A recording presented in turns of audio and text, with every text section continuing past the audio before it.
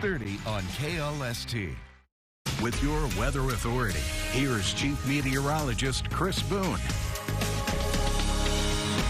Oh, welcome back. Like I was saying at the top of the show, again, Tropical Storm Ian has actually re-intensified back up to hurricane strength with winds of 75 miles per hour.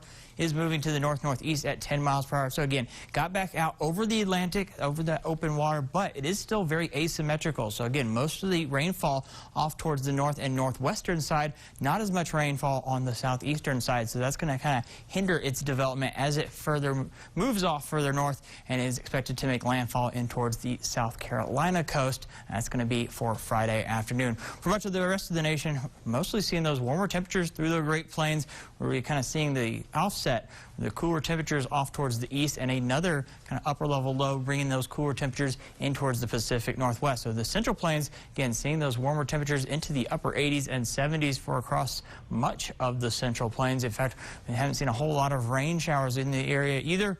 Have seen still keeping an eye on the Hurricane Ian, as well as some of those lingering showers, that circulation at that upper level low as it moves in towards the northern Rockies, parts of Idaho, and even in towards parts of Montana. Again, showing you kind of how much rainfall we're really still seeing with Hurricane Ian. It's still just sitting right off the coast, but over the next couple of hours, we're going to start to see some of those heavier showers move inland. They're going to persist for the next several hours. So again, could see more of a flooding threat as we look at coastal Carolinas as well as parts of Georgia, though we are not seeing nowhere close to any flooding threat. In fact, we're not seeing any rain to talk about here in Texas. Again, mostly clear skies. Did see a few clouds well off towards the west, but we've seen that fairly quiet pattern as that high pressure has really been building over much of the southern plains. Again, those clear skies, we've been seeing that little bit of a roller coaster as far as our temperatures have gone.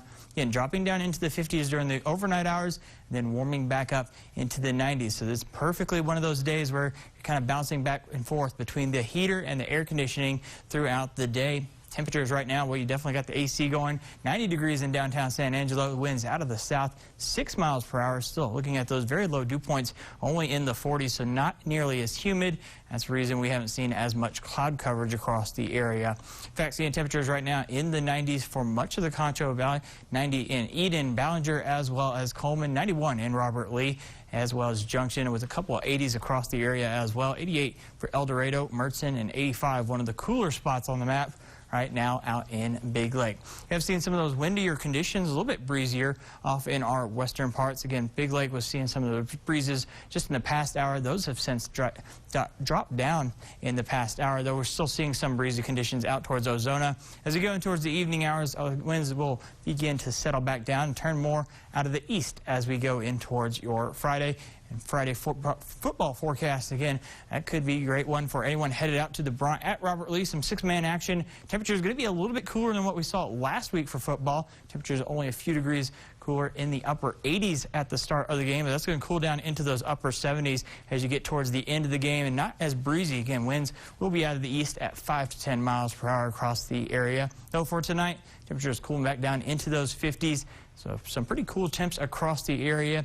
And tomorrow we'll top out once again in those 90s for the afternoon hours. As we get closer towards sunset, though, again, we start to see those temperatures kind of creep back down into the 80s and 70s across the area.